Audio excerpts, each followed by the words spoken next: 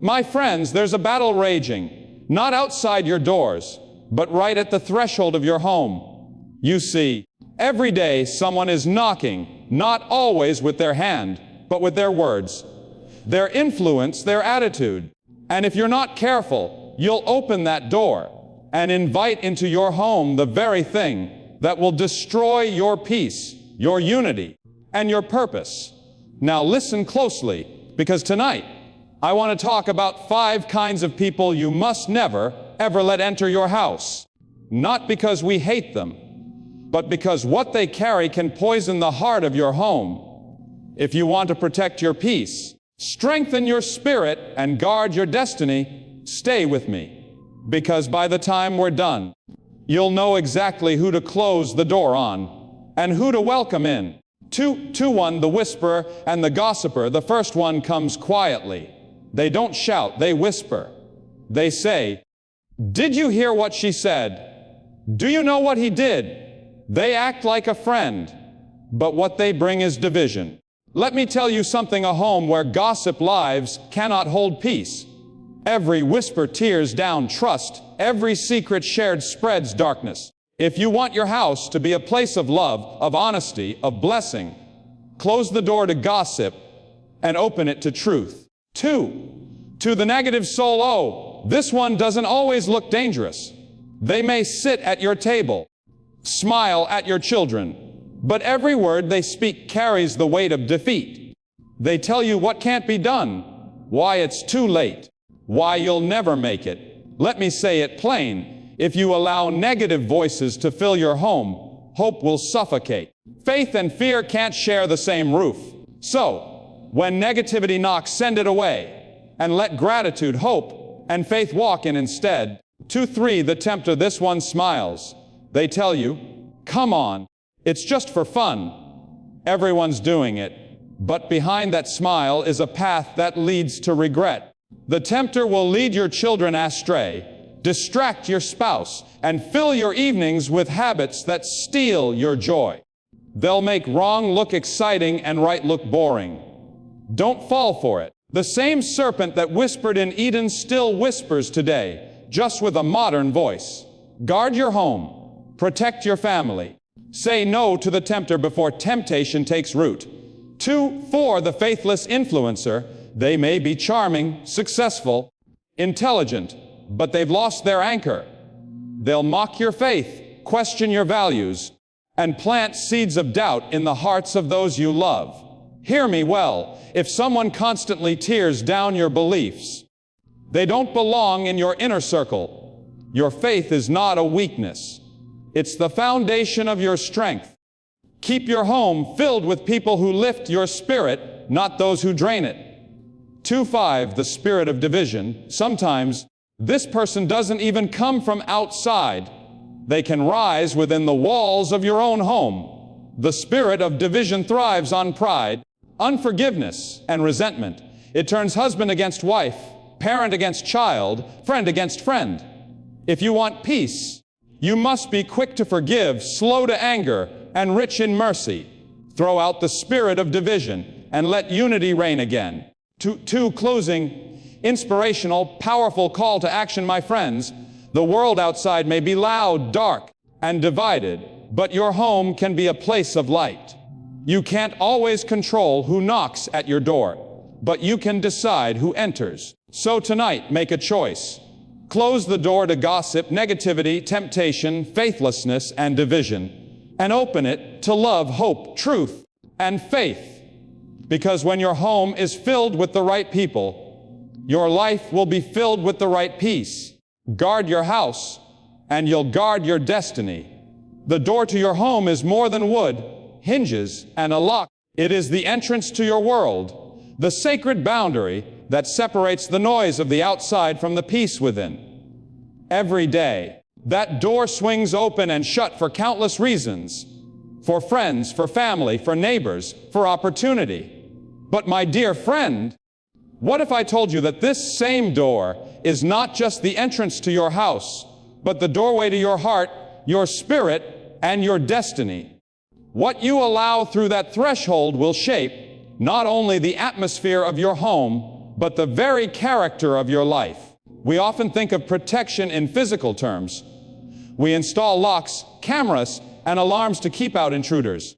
But what about the invisible things that sneak in unnoticed? The words, the attitudes, the influences that pass through that open door and settle in the hearts of our loved ones. Some visitors don't steal silver or gold. They steal your peace, your joy, your unity.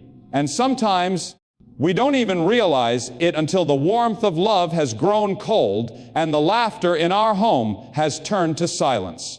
Every person who enters your home brings a spirit with them, a presence, an energy, a set of values that either builds up or tears down. Some bring peace, others bring confusion. Some carry encouragement, others bring heaviness. That's why discernment is not just a gift. It's a necessity.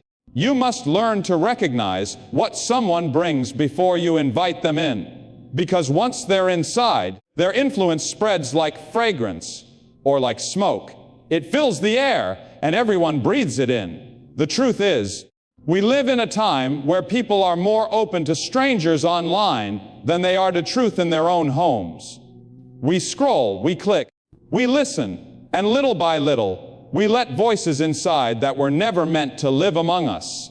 The door of your home isn't just made of wood. It's digital now, emotional now, spiritual now. And while you may think you're just opening your phone or your front door, what you're really doing is opening your heart to whatever is on the other side. There's a reason every home has a threshold. It's the line where outside ends and inside begins. But for many of us, that line has faded. We let in ideas that disturb our peace. We welcome people who drain our joy. We entertain attitudes that corrode our faith. And then we wonder why our homes feel heavy, why arguments rise easily, why our children feel restless, and why we can't find stillness even in our own living rooms. The truth is, the door has been left open too long. When you open your door, be intentional. Ask yourself, what spirit am I inviting in with this person? When you say yes to a conversation, a guest, or even a friendship, you're not just opening your house, you're opening your heart. If the people walking through your door don't carry peace, love, and respect, then it's okay to gently, but firmly, keep that door closed. Your home is your sanctuary, not a highway for chaos. Protect it the way a shepherd protects his flock, the way a mother guards her child, the way a lighthouse stands strong against the storm. And friend, I want to remind you of something. You are the gatekeeper. No one can enter without your permission. You decide who gets access to your peace. You decide what kind of energy fills your walls. You decide whether your home becomes a place of rest or a place of unrest. That decision belongs to you alone. You may not control the world outside your walls, but you do control what happens within them. That's where your power lies. When you shut your door at night, take a moment to reflect. Who have you allowed in today? Did they leave your home brighter or heavier? Did they bring laughter or gossip? Did they speak life or death? Because the words spoken inside your house have power. Power to bless or to break. Be sure that the people crossing your threshold are those who add, not those who subtract. Guarding your door is not about isolation. It's about preservation. It's about protecting the peace that holds your family together. It's about ensuring that your children grow up in an environment filled with faith, not fear, love, not bitterness. It's about making sure that your home remains what it was always meant to be, a place where hearts are healed, not harmed. The door to your home is sacred. It is both a physical and spiritual symbol of what you stand for. Let it remind you daily that what comes in will either build your world or break it. You can't stop people from knocking, but you can decide whether to let them in. Stand guard, be wise, and never forget, the atmosphere of your home begins at the door, and you are the one holding the key. The whisperer and the gossiper rarely arrive with thunder or noise. They come softly, with smiles on their faces and friendliness in their tone. They don't kick the door open. They slip through it gently, often welcomed with warmth. But once they are inside, they begin their quiet work. They sit close, lean in, and begin to speak words that sound harmless at first. Did you hear what she said? Do you know what he did? And before long, what was once a peaceful home becomes filled with invisible smoke, the smoke of suspicion, division, and mistrust. You see, gossip is not just conversation, it is corrosion. It wears away the foundation of trust in a family, in friendships, in communities. The whisperer doesn't need to shout to destroy. All they need is one ear willing to listen and one heart unguarded. Once you give them that, they'll sow their seeds of poison, seeds that sprout into conflict, judgment, and broken relationships. You may not see it immediately, but it happens quietly, steadily, like rust eating away at metal. A gossiper is a thief of peace. They don't steal your money or your possessions. They steal your calm, your unity, your safety. They walk away leaving behind wounded hearts and uneasy silence. Homes that were once full of laughter can fall into coldness because gossip has taken root. Even when the whisperer is gone, their words stay behind, echoing in the minds of those who heard them. Maybe it's true. What if they were right? And soon, people who once trusted each other now doubt each other, all because of one whisper. When you let gossip inside your home, you invite confusion to sit at your table. You allow lies to mingle with truth. You give permission for division to grow where love once lived. It doesn't take long before you start noticing changes. Children repeating words they overheard.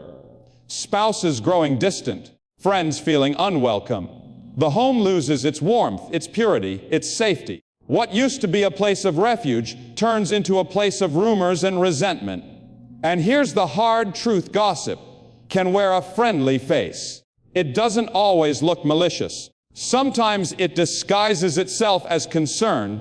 I'm only telling you because I care. Other times it pretends to be humor. I'm just joking. Don't take it seriously, but behind every just joking and every just sharing, there is a seed being planted. And that seed never brings peace. It always brings trouble. To allow a whisper into your home is to open your door to destruction wearing a smile. You might think you're being kind by listening, but listening to gossip doesn't make you compassionate. It makes you a silent accomplice. The moment you entertain it, you become part of the chain that spreads the harm further. And soon, without realizing it, you too may become a whisperer, passing along the same poison you once only listened to. The whisperer's power ends when your ears close. The gossiper's influence dies when your lips stay sealed. You don't have to argue or confront them harshly. Sometimes all it takes is silence. When they see that their words find no audience, they move on, refuse to feed the fire, refuse to give oxygen to the spark of gossip. Your home deserves peace, not poison.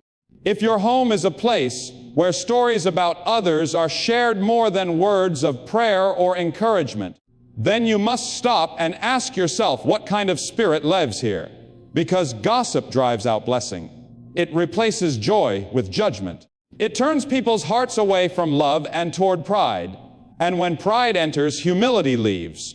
When suspicion enters, trust fades. When gossip enters, peace departs. Sometimes you have to make the hard decision to distance yourself from those who refuse to stop whispering. Not because you think you're better than them, but because you know that peace is more valuable than company. Protecting your home means protecting your spirit from corruption. It means valuing harmony over hearsay. It means loving truth enough to close the door on anything that would distort it. Let the people who enter your home be those who speak life. Welcome those whose words heal, not harm, who build up, not tear down. Surround yourself with people who can be trusted with silence, who don't need to fill every quiet moment with someone else's business. A person who guards another's reputation will guard yours too. If a whisperer stands at your door, smile kindly, but keep your peace. Do not invite them in. For their words are not light, they are burdens.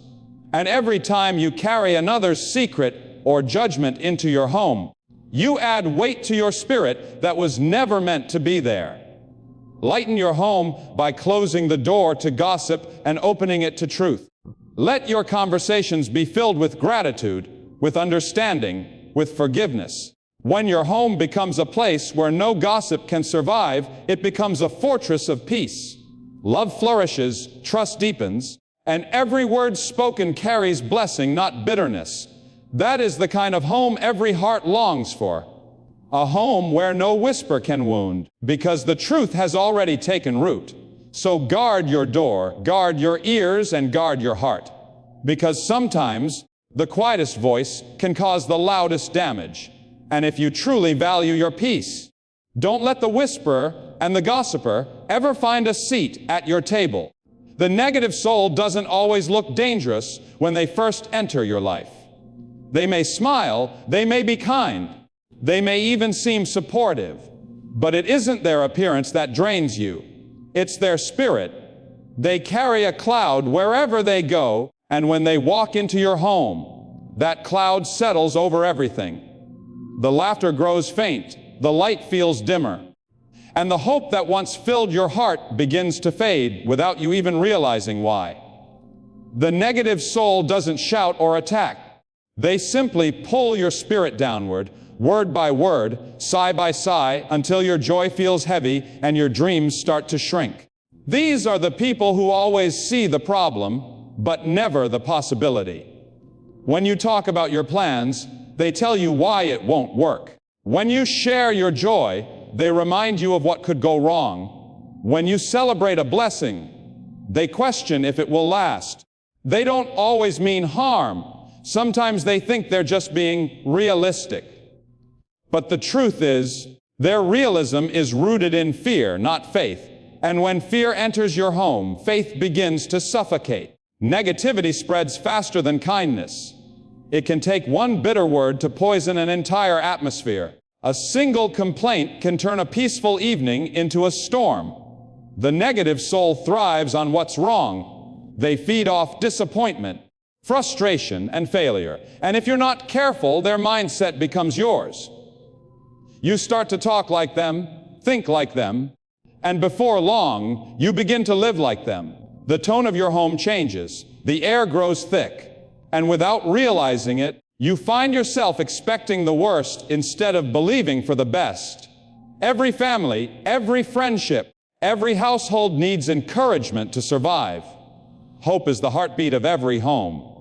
But the negative soul drains that heartbeat. They talk about the past as if it still holds you. They magnify every setback and minimize every blessing. They don't just see the glass as half empty. They believe it's cracked. And the more time you spend with them, the more you start to see the world through their dim lens. You stop reaching, stop trying, stop believing that good things are possible.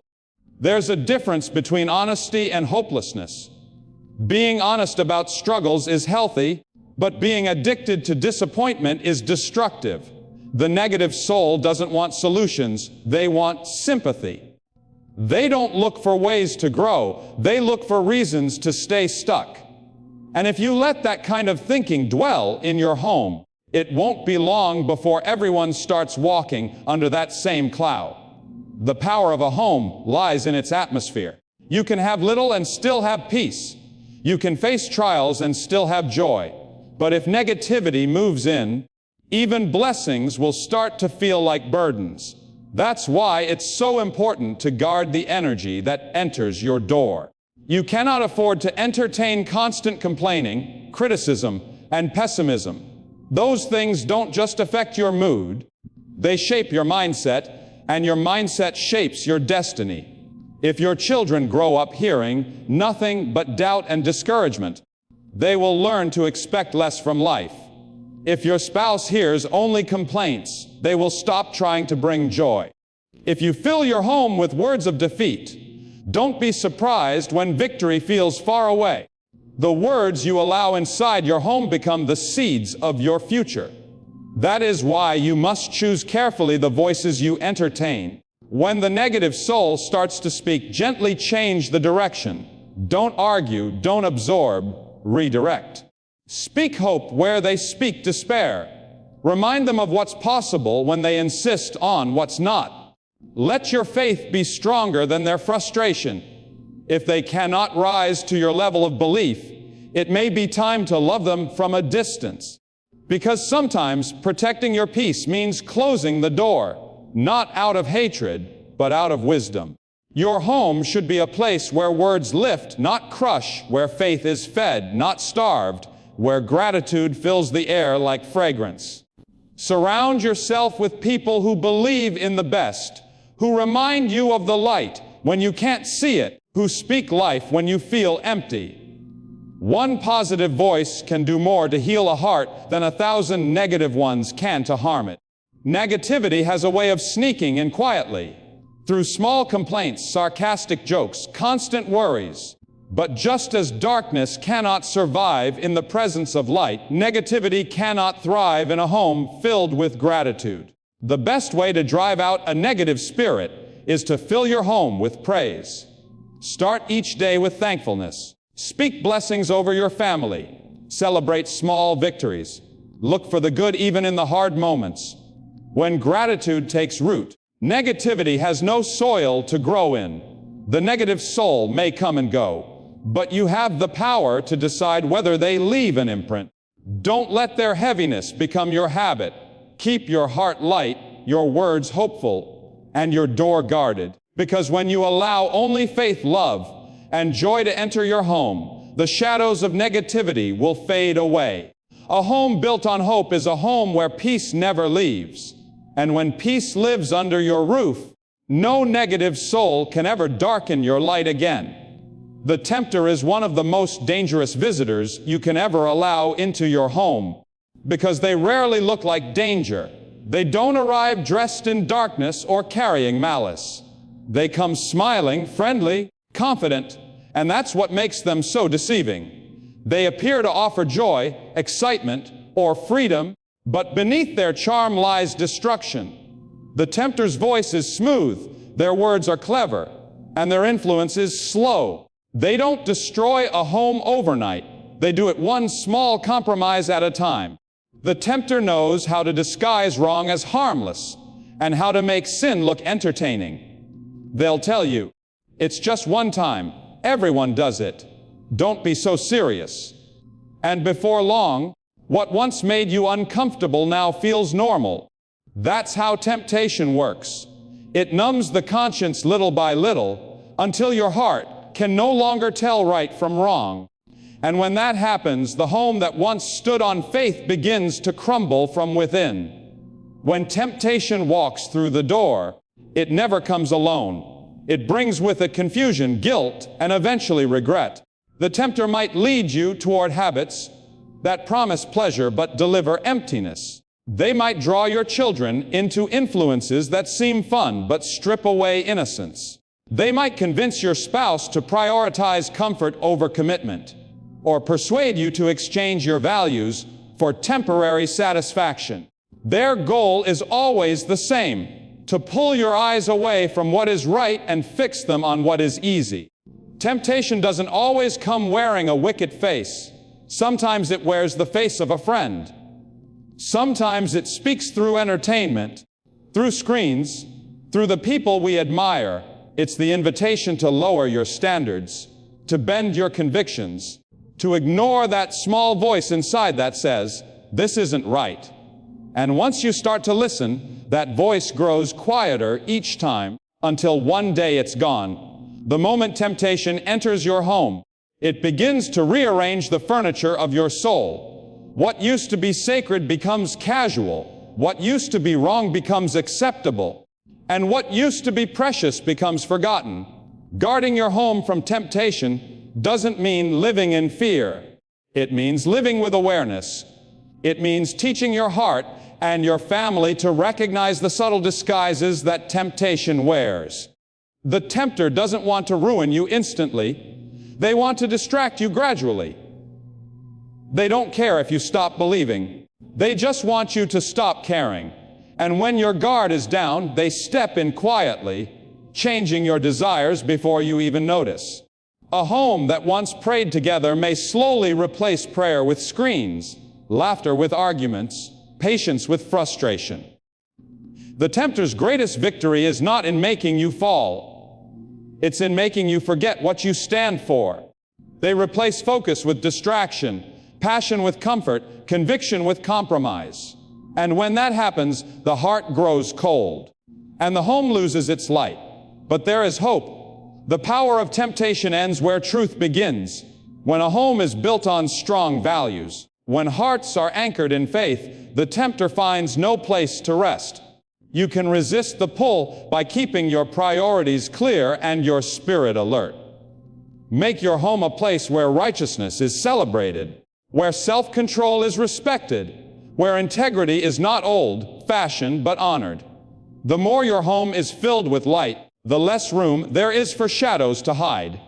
Sometimes you must be bold enough to say no, not just to actions, but to influences.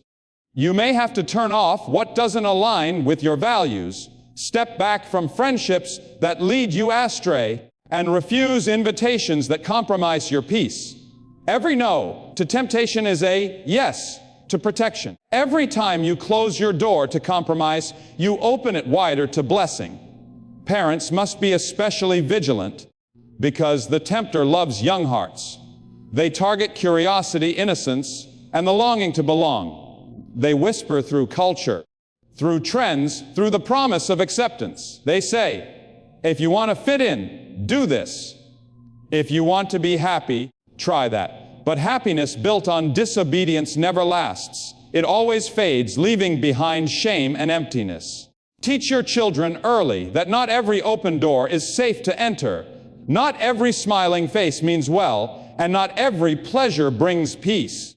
If you want your home to be strong, you must fill it with things that strengthen the soul. Read words that inspire. Speak truth, even when it's uncomfortable. Surround yourself with people who hold you accountable and lift you higher. Let your conversations, your entertainment, your choices all point toward light. When temptation comes knocking, and it will find a home too full of goodness to enter.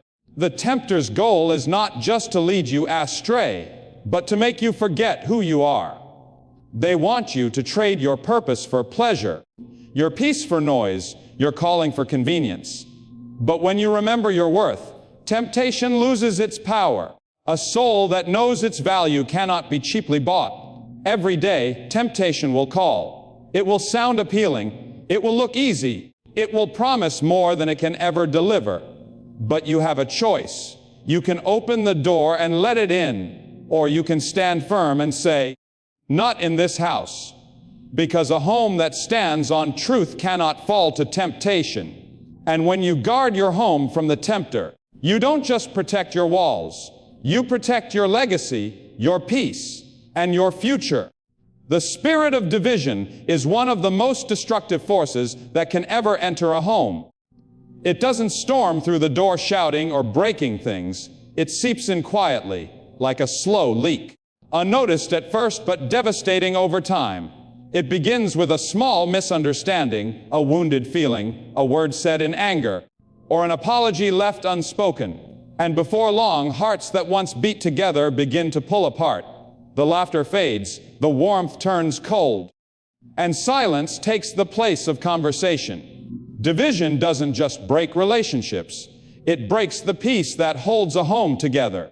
What makes the spirit of division so dangerous is that it doesn't always come from outside. Sometimes it rises from within. It hides in pride, in stubbornness, in the unwillingness to forgive. It convinces each person that they are right and the other is wrong. It whispers, you don't need to say sorry. You've already done enough. They should be the one to fix it. And while each person waits for the other to make the first move, the distance between them grows wider and colder. That is how the spirit of division wins. Not through noise, but through silence. Not through hate, but through hurt left unhealed. A divided home cannot stand strong, even if it looks fine on the outside. The foundation inside is cracking. The arguments may stop, but the resentment remains. The smiles may return, but they no longer reach the eyes. When unity leaves, peace follows it out the door. And soon, the home becomes just a house. 4 walls holding people who share space, but not spirit. The spirit of division doesn't just separate people, it isolates hearts. It makes each person feel misunderstood, unloved, and alone. You can feel its presence when kindness becomes rare, when gratitude turns into complaint, when conversations become battles. It feeds on pride and grows in silence.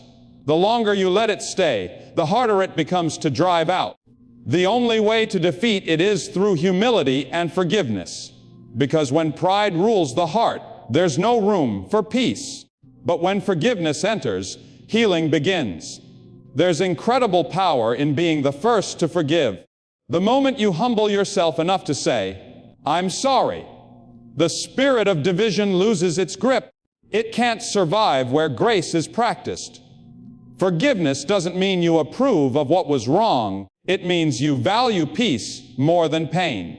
It means you choose to heal instead of letting bitterness take root. The spirit of division feeds on grudges, but forgiveness starves it to death. Sometimes division hides behind business. People in the same home start living separate lives. One in front of the screen, another lost in work, another isolated by their own thoughts. They stop talking, stop listening, stop caring. They become strangers sharing a roof. That too is division, not of conflict, but of distance. And the cure is the same intentional connection. Take time to speak, to listen, to be present. Love doesn't survive on words alone, it survives on attention. A home united in love is powerful. It doesn't mean everyone agrees on everything, but it means everyone is bound by the same purpose: peace, respect, and faith. When unity lives in your home, even storms outside can't shake your foundation. But when division lives there, even small winds can tear you apart. That's why guarding your home against division is as important as locking your doors at night. The spirit of division often enters through small cracks, a harsh tone, a careless word, an unresolved conflict. That's why you must be quick to mend what's broken. Don't go to bed angry. Don't let days pass without reconciliation. Every hour that passes in pride is an hour the enemy uses to plant bitterness deeper. It's far easier to repair a small tear than to rebuild what's been ripped apart. Teach your children what unity looks like. Let them see forgiveness in action. Let them hear words of kindness even after disagreement. A home that values humility raises hearts that heal instead of hurt. When the next generation learns to protect unity, division loses its power to destroy. And remember this, unity is not the absence of differences. It's the presence of love stronger than those differences. You can have disagreements and still have peace if your heart is anchored in grace. You can have hard days and still have joy if your home is filled with patience. Division thrives on blame, but unity grows through understanding. If the spirit of division has already entered your home, it's not too late to drive it out. Begin with prayer, begin with honesty, begin with humility. Speak life again where silence has ruled. Reach out even when pride says not to. Choose peace even when anger feels easier. Every small act of reconciliation weakens the hold of division. And with time, the coldness melts, the laughter returns, and love becomes the loudest sound in your home once again. A united home is a fortress of strength. It becomes a refuge from the world, a place where souls are restored, and where the presence of love can dwell freely. But a divided home is fragile. Even success, wealth, or comfort cannot protect it. So guard your unity as you would guard your most precious treasure. Because once division is allowed to stay, it will steal everything peace has built. Close the door to pride, resentment, and silence. Open it to humility, forgiveness, and grace. Keep the spirit of division outside where it belongs. For when love leads your home, no power on earth can tear it apart. And when your heart chooses unity, your home becomes more than a house. It becomes a haven, a light, and a testimony that peace can truly live where forgiveness reigns.